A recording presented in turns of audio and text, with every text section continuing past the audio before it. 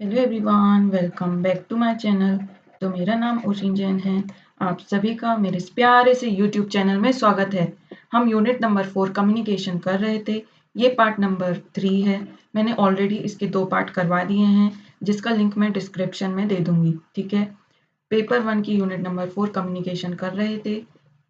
कौन सा पेपर कर रहे हैं हम? जुलाई 2018 से जून 2012 के सारे क्वेश्चन आज के आज कवर हो जाएंगे। तो जिसने भी नहीं देखा वो ज़रूर से देखना। ये सीरीज 2025 तक के क्वेश्चंस कवर करने वाली है, तो बिल्कुल ध्यान से आपको कवर करना है। ठीक है। सारे के सारे पीवाईक्यू विथ डिटेल एक्सप्लेनेशन रहेंगे। किस जगह काम आने वाले हैं? नेट, सेट, जेआरएफ और असिस्टेंट प्रोफेसर में बेसिक क्वेश्चन पूछे जाते हैं, इसलिए ये सीरीज बहुत ज़्यादा इंपॉर्टेंट है। PhD entrance level exam, set, जितने भी ऑल स्टेट सेट एग्जाम हो रहे हैं, इसमें ये वाली सीरीज बहुत ज़्यादा इंपॉर्टेंट है। बेस आपका क्लियर करेगी, तो बिल्कुल से इसको फॉलो करना है आपको। ठीक है। आपने अभी तक सब्सक्राइब नहीं किया है तो सब्सक्राइब कर लो इस चैनल को, टेलीग्राम को ज्वाइन कर लो, व्हाट्सएप और इंस्टाग्राम में भी मुझे फॉलो कर सकते हैं। वहाँ पे मैं पीडीएफ, क्लास की नोटिफिकेशन, क्विज, डाउट डिस्कशन और एनटीए की ऑफिशियल नोटिफिकेशन और जितनी भी आपके असिस्टेंट प्रोफेसर से रिलेटेड हैं उसकी नोटिफिकेशन मैं शेयर करती हूँ। तो बेल आइकन को प्रेस कर देना, जिससे आपको टाइमली नोटिफिकेशन मिले और आप तक पहुँच जाए और आप टाइम पे प्रेजेंट रहें। ठीक है। सब्सक्राइब नहीं किया है तो अभी ज़रूर से सब्सक्राइब कर लेना। ये क्लास में मैं 18 क्वेश्चंस करवाऊंगी, जो कि जिससे पूरे के पूरे खत्म हो जाएगा। अपना शेयर करना अपना स्कोर कमेंट सेक्शन में, और जो भी रिलेटेड क्वेश्चन मैं पूछूंगी वो उसका आंसर आपको करना है। ठीक है जी। मैंने टीचिंग एप्टीट्यूड के 3 लेक्चर अपलोड कर दिए हैं। जिसने भी नहीं देखा है, बैकलॉग बिल्कुल ना करें, 1 बाय 1 उसको कवर करें, आराम से होगा। ठीक है जी। फिर रिसर्च एप्टीट्यूड के भी 3 मैंने अपलोड कर दिया है, उसको भी देख लेना। और डेटा इंटरप्रिटेशन की 20-21 लेक्चर्स अपलोड कर दिए हैं, तो उसको 1 बाय 1 कवर करोगे तो आराम से होगा। मैं फिर से रिपीट कर रही हूँ, बैकलॉग बिल्कुल नहीं करो, साथ में करोगे तो कवर हो ही जाएगा। ठीक है जी। मैं रोज शेयर करती हूँ, टीटीएस को अपनी क्लास रहती ही है। अब अपन चलते हैं अपने होमवर्क क्वेश्चन की तरफ। Question number 40। क्वेश्चन 40 आपकी स्क्रीन में ये रहा। Breakdown in verbal communication is described as. अगर कम्युनिकेशन में ब्रेकडाउन हो रहा है, किसी कारणवश कम्युनिकेशन प्रॉपरली एक जगह से दूसरी जगह नहीं पहुंच रहा है, तो उसको हम क्या कहेंगे? शॉर्ट सर्किट कहेंगे, कॉन्ट्राडिक्शन कहेंगे, अनइवननेस कहेंगे या एंट्रोपी कहेंगे। शॉर्ट सर्किट क्या होता है? जो इलेक्ट्रिक टर्म है, ठीक है, टेक्निकल टर्म है, जो कि यहाँ पे नहीं आएगा। कॉन्ट्राडिक्शन मतलब कि अपोजिंग स्टेटमेंट, किसी को अपोजिंग स्टेटमेंट होती है ना, कॉन्ट्राडिक्ट कर रहे हैं। अनइवननेस भी नहीं आएगा। तो अपना ऑप्शन क्या बचता है? ऑप्शन नंबर डी करेक्ट हो जाएगा। ठीक है जी। यहाँ इसका एक्सप्लेनेशन देख लेते हैं। शॉर्ट सर्किट क्या है? टेक्निकल टर्म है जो इलेक्ट्रॉनिक्स में यूज होता है। जैसे लाइट गोल हो गई तो हम कहते हैं शॉर्ट सर्किट हुआ होगा। ठीक है, तो ये नहीं आएगा। कॉन्ट्राडिक्शन मतलब कि अपोजिंग से स्टेटमेंट होती है, किसी भी चीज को हम कॉन्ट्राडिक्ट कर रहे हैं, यानी उसकी अपोजिट स्टेटमेंट दे रहे हैं, तो ये नहीं आएगा। ब्रेकडाउन से ये मतलब नहीं होता। अनइवननेस क्या होता है? सजेस्ट करता है इम्बैलेंस हुआ है, ना कि टोटल ब्रेकडाउन, तो ये भी नहीं पॉइंट आएगा। आंसर क्या है? एंट्रोपी। एंट्रोपी का मतलब क्या होता है? रिप्रेजेंट डिसऑर्डर और कम्युनिकेशन फेलियर। जहाँ पे कम्युनिकेशन क्या हो गया? फेल हो गया या disorder. In communication theory, entropy refers to disorder, confusion or breakdown in the flow of information when the intended message fail to reach or be understood by the receiver। ठीक है, जैसा sender बोल रहा है वैसे ही अगर रिसीवर समझ रहा है तो वो तो कम्युनिकेशन सक्सेसफुल है। अगर उसने उस इंटेंट में नहीं समझा जिस इंटेंट में सेंडर समझाना चाह रहा है रिसीवर को, तो वो कम्युनिकेशन क्या हो जाएगा? फेल्स हो जाएगा, और उसको हम कहेंगे ब्रेकडाउन या डिसऑर्डर या कंफ्यूजन। तो ये क्या हो जाएगी? एंट्रोपी। ठीक है, बोला कुछ और जा रहा है और वहाँ रिप्रेजेंट कुछ और हो रहा है, तो इससे बहुत ज़्यादा कंफ्यूजन और मिसकम्युनिकेशन फैलता है। तो इसलिए इसका आंसर क्या होगा? Right answer is entropy. ठीक है जी। क्वेश्चन नंबर 41 आपकी स्क्रीन में ये रहा। The telephone model of communication was first developed in the area of क्या? Technological theory, diffusion theory, minimal effects theory या इंफॉर्मेशन थ्योरी। ठीक है, क्या पूछा है? Telephone model of communication. सबसे पहले ये मॉडल ऑफ कम्युनिकेशन बहुत मोस्ट इंपॉर्टेंट है। ठीक है, मॉडल ऑफ कम्युनिकेशन से हमको याद आ रहा होगा कि पहला क्या होता है? ट्रांसमिशन। ट्रांसमिशन होता है मॉडल, या लीनियर मॉडल ऑफ कम्युनिकेशन कहेंगे। फिर सेकंड क्या आता है? सर्कुलर। सर्कुलर को हम क्या कहेंगे? इंटरैक्शनल। Interactional model. ठीक है, और लास्ट क्या आता है? लास्ट आता है ट्रांजैक्शनल मॉडल। Transactional model. ठीक है, अब ट्रांसमिशन या लीनियर मॉडल में आता है शैनन वीवर, और 4 मॉडल और आते हैं शैनन वीवर मॉडल। ये मैं इतना क्यों बता रही हूँ? क्योंकि शैनन वीवर मॉडल से ही रिलेट क्या कर रहा है अपना? Information theory. Shannon Weaver model से ही रिलेट क्या कर रहा है? टेलीफोन। टेलीफोन, इसकी थ्योरी अपन समझते हैं। ठीक है, तो the telephone model of communication was first developed in the area of information theory. यहाँ पे देखते हैं, the telephone model of communication first develop कहाँ किया गया था? In the field of information theory by Claude Shannon और वॉरेन वीवर। इन दोनों का नाम क्या कर दिया? क्लब कर दिया। ये दो अलग अलग पर्सनैलिटी है। ठीक है, 1949 में ये आया था। ये क्या एक्सप्लेन करता है? लीनियर प्रोसेस को एक्सप्लेन करता है। लीनियर प्रोसेस बोले तो वन वे होता है, जहाँ पे फीडबैक नहीं होता है। ठीक है जी, where sender transmit a message through a channel to a receiver and noise can affect the clarity of the message। ठीक है, बाकी के टर्म क्या है? Technological theory related to machine और टूल्स है। टेक्नोलॉजी। डिस्पर्जन थ्योरी किससे रिलेट कर रही है? फिजिकल साइंस से। Minimal effect theory related to media limited influence on audience. Media का कम इम्पैक्ट अगर ऑडियंस पे आ रहा है तो उसको मिनिमल इफेक्ट थ्योरी कहेंगे, जो कि इसका पार्ट नहीं है। इंफॉर्मेशन थ्योरी इसका पार्ट है। वो क्या कह रहा है? Developed by Shannon Weaver forms the base of telephone model. ठीक है, तो इसलिए ऑप्शन डी करेक्ट होता है। इसकी थोड़ी सी और थ्योरी देख लेते हैं अपन। क्लॉड शैनन और Warren Weaver working at Bell Telephone company. अब ये दो बंदे कहाँ काम कर रहे थे? टेलीफोन कंपनी में काम किया हमने 1948 में। ये एनालाइज किया कि जो इंफॉर्मेशन हम सेंडर से रिसीवर तक पहुंचा रहे हैं, सेंडर से रिसीवर तक हम इंफॉर्मेशन टेलीफोन के माध्यम से अगर पहुंचा रहे हैं, तो उसमें जो मैसेज जा रहा है वो सही जा रहा है कि नहीं? ब्रेक डाउन तो हो नहीं रहा।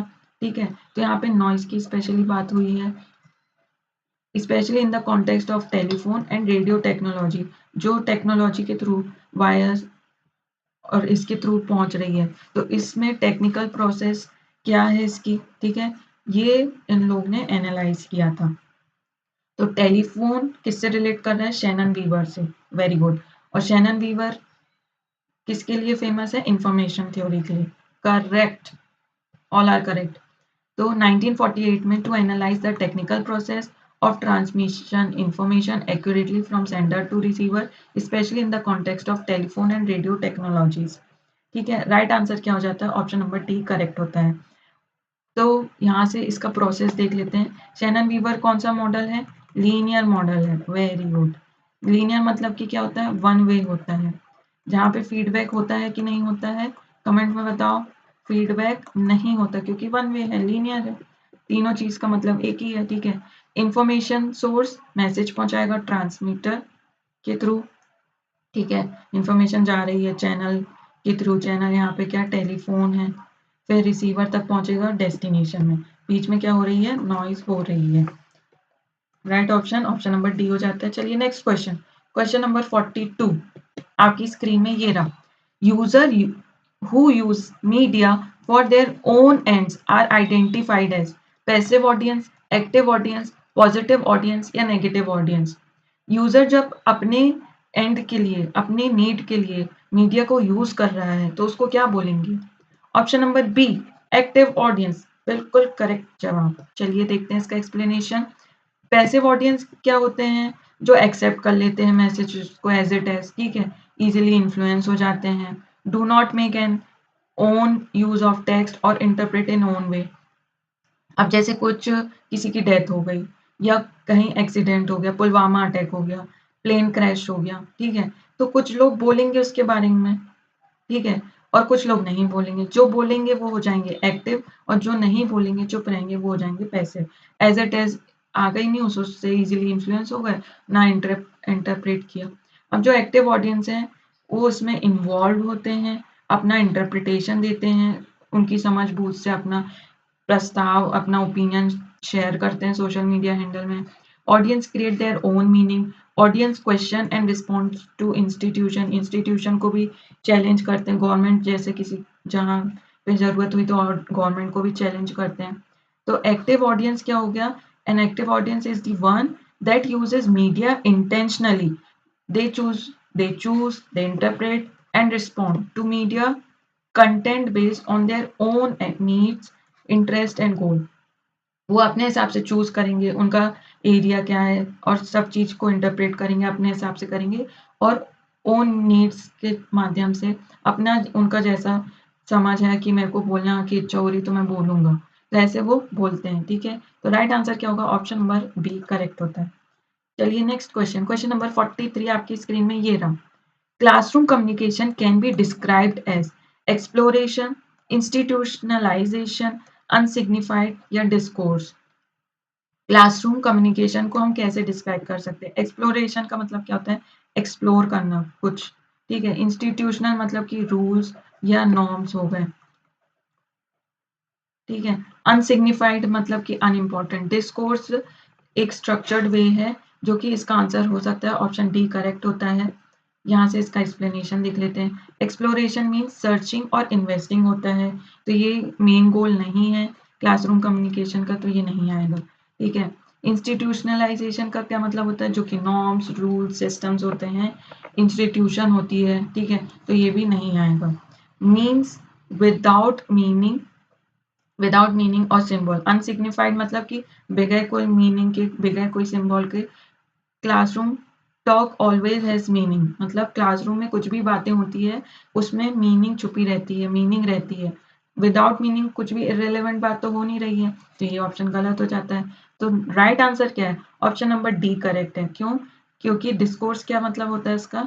Structured and meaningful communication with in a specific context, जैसे कि क्लासरूम, ठीक है? स्ट्रक्चर्ड रहता है, मीनिंगफुल रहता है कम्युनिकेशन में, एक कॉन्टेक्स्ट में बात हो रही है होती है, तो राइट ऑप्शन हो जाता है ऑप्शन नंबर डी, ठीक है जी?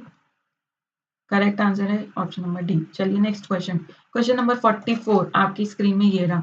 Ideological codes shape our collective क्या? Ideological code shapes our collective क्या? कुछ आइडियोलॉजी रहती है ना जिस पे अपन देखते हैं, उससे क्या शेप होता है अपना? प्रोडक्शन शेप होता है क्या? नहीं। परसेप्शन, कंजप्शन होता है क्या? नहीं। कंज्यूम करना, प्रोड्यूस करना कुछ। क्रिएशन होता है क्या? अब किसी को क्रिएशन और परसेप्शन में लगेगा, लेकिन आइडियोलॉजी से सबका अपना अपना कलेक्टिव क्या शेप होता है? परसेप्शन होता है, अपना अपना नजरिया, ठीक है? Ideological codes are the shared beliefs, values, assumption. अब सोसाइटी में, कल्चर में कुछ आइडियोलॉजी है, कुछ बिलीव्स है, ठीक है? In a society they shape the way we see, interpret and understand the world around us. In other word they shape our perception, ठीक है? जैसे बड़ों का सम्मान, छोटों को प्यार, ये अपने बिलीफ सिस्टम है, इंडियन रूट्स हैं, तो अपन उस हिसाब से अपना परसेप्शन भी वैसा बनेगा ना। क्रिएशन तो हम कर नहीं रहे हैं। तो आइडियोलॉजी मीन्स कि जो शेयर्ड बिलीफ है, ऑलरेडी है, उसको हम अपने नजरिए से कैसे देख रहे हैं। तो ऑप्शन बी करेक्ट होता है यहाँ पे। चलिए next question, question number 45। In communication myths but are have power. जो माइथ है, मिथ बोल लो, ठीक है? मिथ में पावर तो होती ही है। तो आप देखो ये क्या है? अनकल्चर है, इनसिग्निफिकेंट है, इम्प्रेसाइज है या अनप्रिफर्ड है। अनकल्चर देखो, माइथ पहले से सुनी सुनाई, ठीक है, बातें जो सच नहीं होती है, लेकिन वो कल्चर तो होती है, तो ये तो अनकल्चर नहीं होती, कल्चर होती है, तो ये क्या होती है? कल्चर होती है, ठीक है? अनकल्चर नहीं होती, ये नहीं आएगा। इनसिग्निफिकेंट, पावर तो है ना? जैसे हाँ, ठीक है। इनसिग्निफिकेंट मतलब अनइम्पोर्टेंट, अनइम्पॉर्टेंट तो नहीं है, इम्पॉर्टेंट होती है तभी तो शेप करते हैं माइथोलॉजिकल कैरेक्टर, ठीक है। जैसे शक्तिमान हो गया, बैटमैन, सुपरमैन, स्पाइडरमैन, ये क्या है, फिक्शन कैरेक्टर है, फिक्शन कैरेक्टर,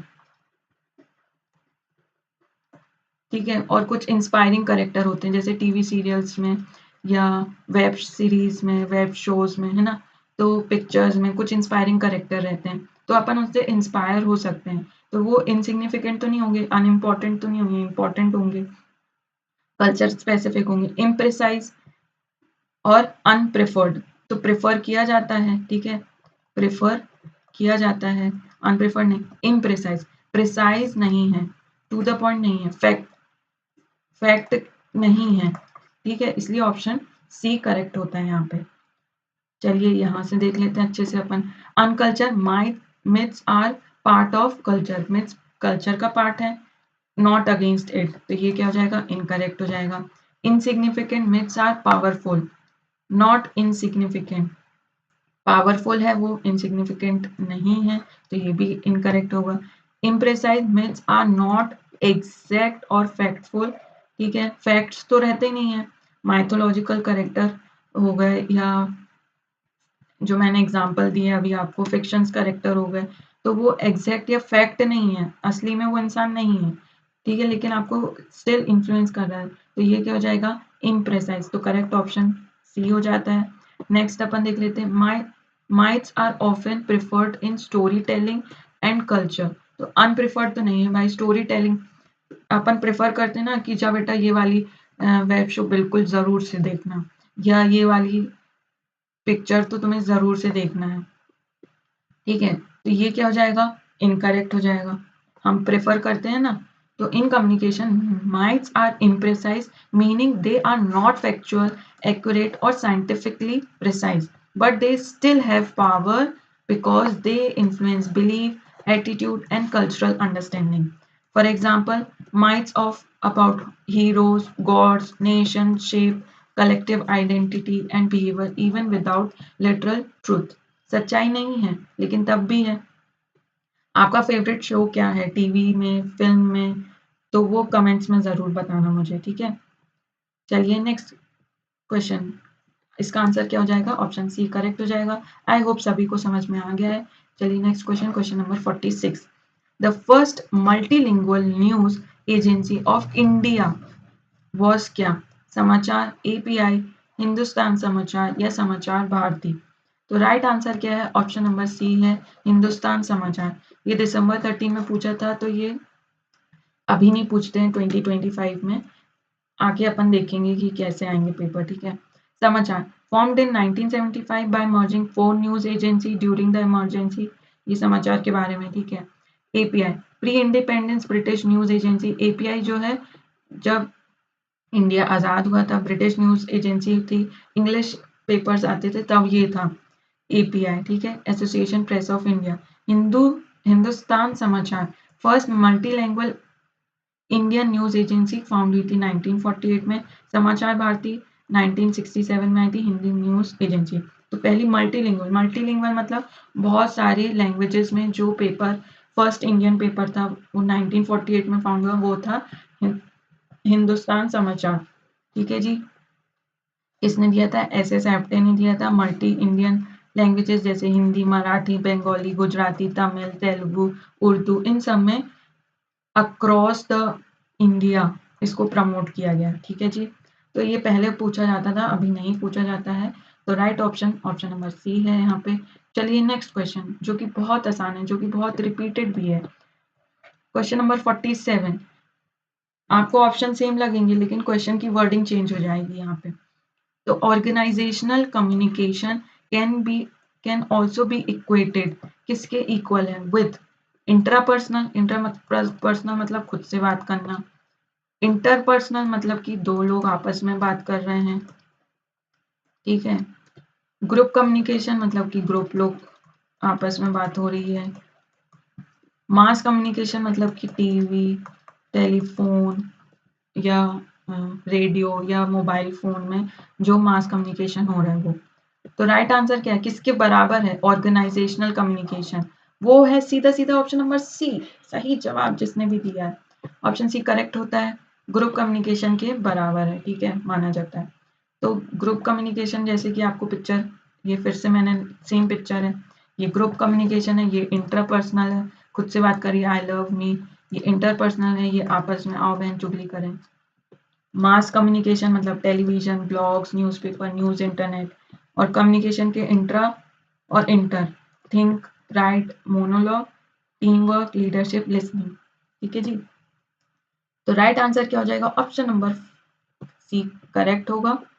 यहाँ पे देख लो, organisational communication involve exchange of information among people and group within an organisation, और group communication occurs within group of people in a workplace, team, or other setting. It is focused on achieving common objective or goal through formal and informal channel. So group communication is equals to organizational communication. चलिए next question, question number 48. In the process of communication, which one of the following is in the chronological order? तो process of communication is important topic here. और इसका answer तो बहुत ही आसान होगा, communication पहले आएगा। अब अपन फर्स्ट और लास्ट को फिक्स कर देते हैं अगर हमसे प्रोसेस पूछा जाता है। प्रोसेस के क्वेश्चन में फर्स्ट और लास्ट को हम क्या कर देते हैं, फिक्स करते हैं, ठीक है। ये एक तरीका है सॉल्व करने का। तो हम पहला पहला देखेंगे, कम्युनिकेशन आएगा क्या पहले में, नहीं। मीडियम आएगा, नहीं। कम्युनिकेटर आएगा क्या, या मैसेज आएगा, मैसेज नहीं आएगा, यहीं से ऑप्शन बन जाता है, टिक, ठीक है जी। कम्युनिकेटर, मैसेज, मीडियम, रिसीवर, फिर इफेक्ट, बाकी के ऑप्शन ही कैंसिल हो गए। Right option option number C होता है। तो सेंडर इनकोड करेगा मैसेज, मैसेज जाएगा चैनल में, फिर रिसीवर उसको रिसीव करेगा, उसे डिकोड करेगा, फिर फीडबैक आएगा। तो सेंडर क्या हो गया, कम्युनिकेटर, मैसेज यहाँ हो गया, मीडियम चैनल हो गया इधर पे, रिसीवर ये हो गया, और इफेक्ट वो यहाँ पे देखने को मिल जाएगा। Right option option number C. चलिए next question, question 49। Communication via new media such as computers, teleshopping, internet, and mobile telephone is termed as entertainment, interactive communication, development communication या communitarian, ठीक है जी। अब इसका मतलब क्या है कि कम्युनिकेशन जैसे न्यू मीडिया हम कंप्यूटर्स यूज कर रहे हैं, टेलीशॉपिंग में आ जाएगा अमेजन, फ्लिपकार्ट, ठीक है, ये सारे शॉपिंग एप्स, फिर इंटरनेट, मोबाइल टेलीफोन, इस टर्म इसको इंटरटेनमेंट कहेंगे क्या, नहीं। डेवलपमेंट कम्युनिकेशन कहेंगे, नहीं। कम्युनिटेरियन कहेंगे क्या, नहीं। टर्म में से ही पता चल रहा है। तो राइट आंसर क्या होता है, इंटरएक्टिव कम्युनिकेशन। अब अपन को याद रखना है ये न्यू मीडिया है, अब ओल्ड मीडिया का डिफरेंस है बेटा, बेटा जी ओल्ड मीडिया का डिफरेंस है। देखो, communication through new media such as computers, internet, teleshopping and mobile phone allowed two-way interaction between sender and receiver. User can respond, comment and share and engage, making it interactive rather than one way like traditional media जैसे TV या radio, newspaper, ठीक है। समझ गए, समझ तो गए हो गए। न्यू मीडिया मतलब कि कंप्यूटर, टेलीशॉपिंग ये सब हो गया जहाँ पे आप इंटरेक्शन कर सकते हो और टू वे होगा न्यू मीडिया।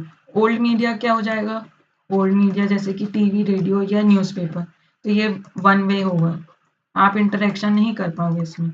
तो ये इससे ऑप्शन बी करेक्ट होता है यहाँ पे। आई होप सभी को समझ में आ गया ये क्वेश्चन। चलिए नेक्स्ट क्वेश्चन, क्वेश्चन 50 आपकी स्क्रीन में ये रहा। Classroom communication of a teacher rest on the principle of infotainment, edutainment, entertainment या इनलाइटमेंट। इंफोटेनमेंट मतलब कि ये दो शब्द से मिलके बना है, आप सबको समझ में आ रहा होगा, इंफॉर्मेशन प्लस इंटरटेनमेंट, इंटरटेनमेंट, ठीक है। एजुकेशन, एजुकेशन प्लस इंटरटेनमेंट, और इंटरटेनमेंट है, इनलाइटमेंट है। तो ऑप्शन क्या बना है, अगर मस्ती मजाक नहीं होगी, ठीक है, और सब ऐसे ही काम चलेगा, मतलब पढ़ाई तो चलेगी ही, साथ में आपको थोड़ी सी मस्ती भी करनी चाहिए जिससे क्या इंगेजिंग भी रहे और मजा भी आए बच्चों लोगों को। तो इसका ऑप्शन क्या होगा, ऑप्शन नंबर 2 एड्यूटेनमेंट, ना कि इंफोटेनमेंट। सिर्फ इंफॉर्मेशन थोड़ी ना पास करनी है हमें, तो इंफोटेनमेंट क्या है? मिक्स है of information and entertainment use more in media या न्यूज़। मीडिया और न्यूज़ में ये ज़्यादा चलता है, लेकिन एजुकेशन में अगर लॉन्ग टर्म में पढ़ाना है तो एजुकेशन प्लस एंटरटेनमेंट होना बहुत ज़रूरी है। थोड़ी मस्ती मजाक इंजॉयबल होना चाहिए, इंटरैक्टिव होना चाहिए, इंगेजिंग होना चाहिए। तो ऑप्शन बी करेक्ट होता है। एंटरटेनमेंट सिर्फ फन पार्ट के लिए है, अम्यूजमेंट पार्क हो गया, तो इसमें लर्निंग नहीं होगी। एनलाइटमेंट मतलब कि डीप अंडरस्टैंडिंग या अवेयरनेस, कि आप एनलाइटेड हो रहे हो, बहुत गहराई वाली बात आपको समझ में आई है, कुछ फिलोसफिकल हो रहे हो, तो वो एनलाइटमेंट है। तो ये नहीं होगा क्लासरूम का प्रिंसिपल। ठीक है, राइट आंसर क्या हो जाएगा? ऑप्शन नंबर बी करेक्ट हो जाएगा यहाँ पे। चलिए next question, question number 51। Dash is important when a teacher communicate with his और हर स्टूडेंट्स। तो बहुत ज़रूरी क्या है, क्या इंपॉर्टेंट है, ये रिपीट क्वेश्चन है। ठीक है, फर्स्ट या सेकेंड पार्ट में आया था। सिंपैथी, एम्पैथी, एपैथी या एंटीपैथी। तो राइट आंसर क्या होगा? एम्पैथी। अगर आप दूसरों को समझेंगे तभी आप अच्छे से कम्युनिकेट कर पाएंगे और अपना लेक्चर बहुत शानदार तरीके से डिलीवर कर पाएंगे। A good teacher doesn't just teach, they empathize with their students emotion and struggle। ठीक है, दूसरों की भावनाओं को समझना। एक तो अपन सॉरी फील कर रहे हैं कि यार बेचारे के साथ ऐसा हो गया, सॉरी फील कर रहे हैं, वो सिंपैथी। लेकिन उसकी भावनाओं को समझना, फीलिंग्स को समझना, तो वो हो जाएगा एम्पैथी, जो कि बहुत इंपॉर्टेंट है टीचर कम्युनिकेशन के लिए। एपैथी का मतलब क्या होता है? लैक ऑफ इंटरेस्ट और कंसर्न। भाई एपैथी, मुझे तो बिल्कुल कंसर्न ही नहीं है। एंटीपैथी का मतलब क्या होता है? स्ट्रांगली डिसलाइक, और दूसरा शब्द है इसके लिए हॉस्टिलिटी। ठीक है, हॉस्टिलिटी याद रहेगा। एंटीपैथी मतलब और ही डिसलाइक हो रहा है, भाई समझना तो दूर की बात, हम तो उसको डिसलाइक कर रहे हैं, तो वो क्या हो जाएगा? एंटीपैथी। ठीक है जी, तो राइट आंसर क्या होगा? एम्पैथी। चलिए next question, question number 52। Classroom communication must be teacher centric, student centric, general centric की टेक्स्ट बुक सेंट्रिक। बहुत मोस्ट इजी है। टीचर होगा कि स्टूडेंट होगा? स्टूडेंट होगा। स्टूडेंट जब तक समझेंगे नहीं, जब तक सीखेंगे नहीं, जब तक ग्रो नहीं करेंगे, तो आपकी क्या क्लासरूम कम्युनिकेशन सक्सेसफुल होगी? नहीं होगी। तो राइट आंसर क्या होगा? Option number P. Teacher centric में सिर्फ टीचर डिलीवरी कर रही है, स्टूडेंट की क्या नीड है, क्या है, कोई मतलब नहीं। स्टूडेंट में स्टूडेंट लर्न कर रहे हैं, इंटरेक्ट कर रहे हैं और अंडरस्टैंड करेंगे। जब तक खुद से करेंगे नहीं, सीखेंगे नहीं, ग्रो नहीं करेंगे।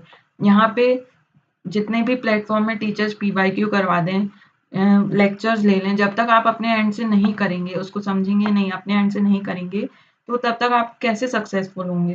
तब तक आपको जेआरएफ या असिस्टेंट प्रोफेसर कैसे मिलेगा? जब तक आप खुद प्रैक्टिस नहीं करेंगे, खुद प्रीवियस ईयर क्वेश्चन सॉल्व नहीं करेंगे अपने एंड से। तो ये क्या होता है? स्टूडेंट सेंट्रिक होता है।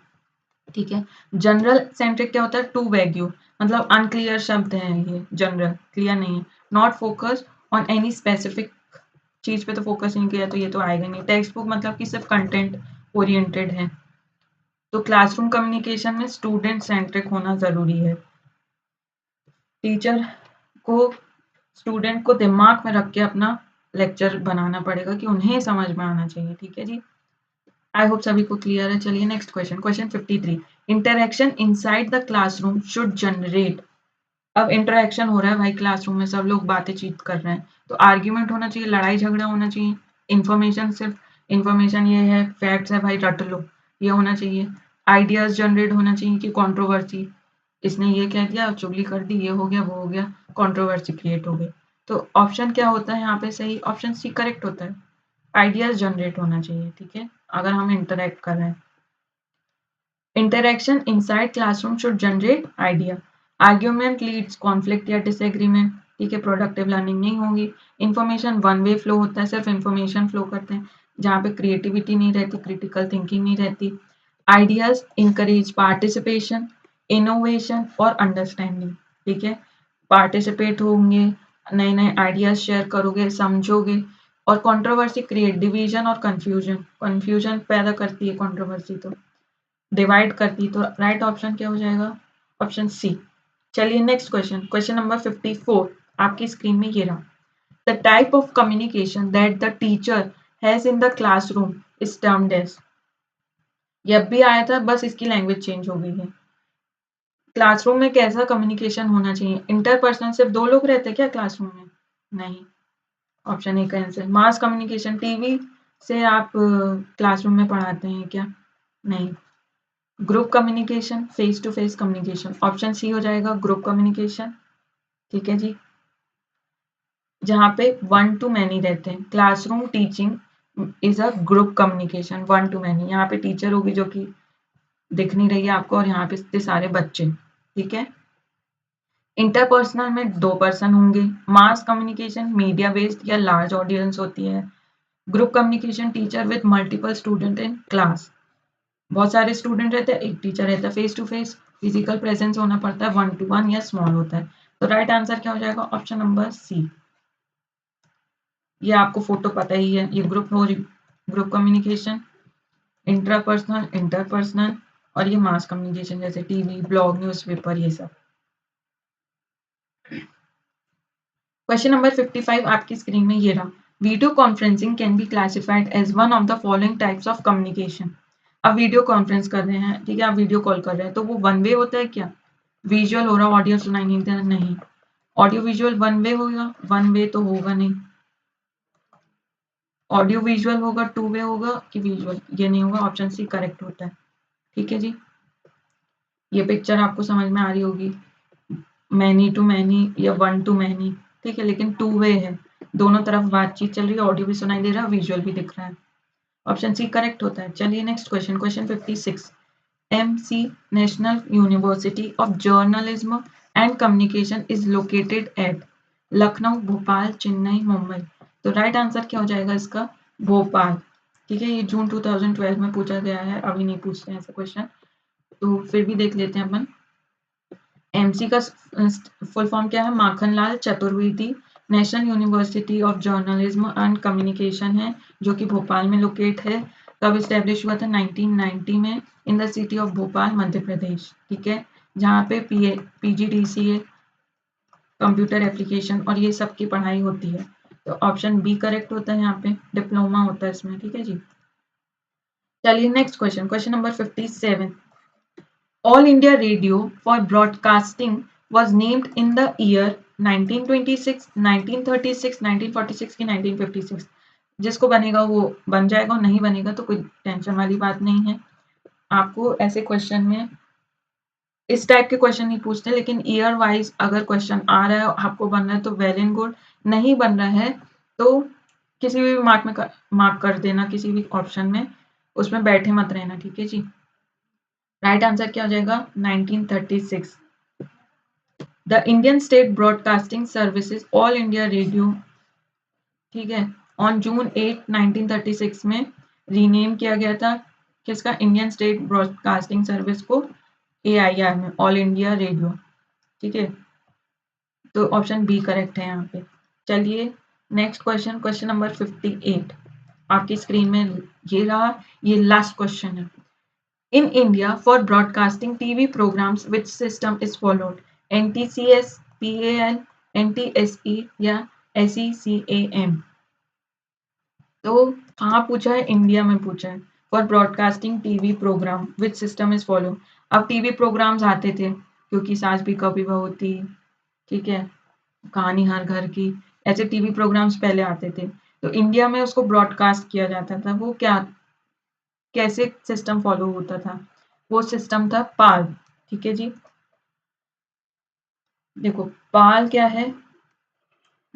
Phase alternating line, phase alternating line, the colour encoding system used in India, many other Asian country and most Europe.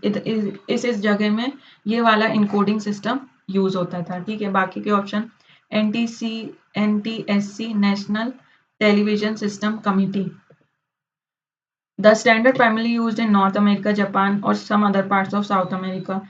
SECAM sequential color a memoria, ठीक है भाई, ये फ्रांस, रशिया और ईस्टर्न यूरोपियन में use होता था। NTSC इन दोनों से अलग, इन तीनों से अलग है। ये क्या है? नेशनल टैलेंट सर्च एग्जामिनेशन, जो कि इंडिया में होता है टेस्ट। ठीक है, ये ब्रॉडकास्ट टेलीविजन स्टैंडर्ड नहीं है, ये स्कॉलरशिप प्रोग्राम है for student, national talent search examination. तो राइट ऑप्शन क्या होगा? ऑप्शन नंबर बी करेक्ट होता है। Very good. जिसने भी राइट आंसर्स दिए हैं, अपने सारे लोग अभी के अभी 80 में से आपको कितना स्कोर हुआ है वो ज़रूर से बताना कमेंट सेक्शन में, ठीक है जी। और जो भी मैंने पूछा है उसका आंसर आपको कमेंट में लिखना है। और अभी तक अगर आपने सब्सक्राइब नहीं किया है तो चैनल को सब्सक्राइब करो। टेलीग्राम और व्हाट्सएप और इंस्टाग्राम में भी मुझे फॉलो करना।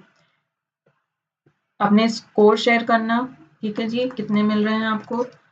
लाइक करना, दोस्तों के साथ शेयर करना, कमेंट करना कैसा लगा आपको ये वीडियो, और बेल आइकन को प्रेस कर देना। ऐसे ही वीडियो आपके पास आने वाले हैं। Thanks for watching and listening to me. Meet you in the next video. Till then take care. Bye bye everyone.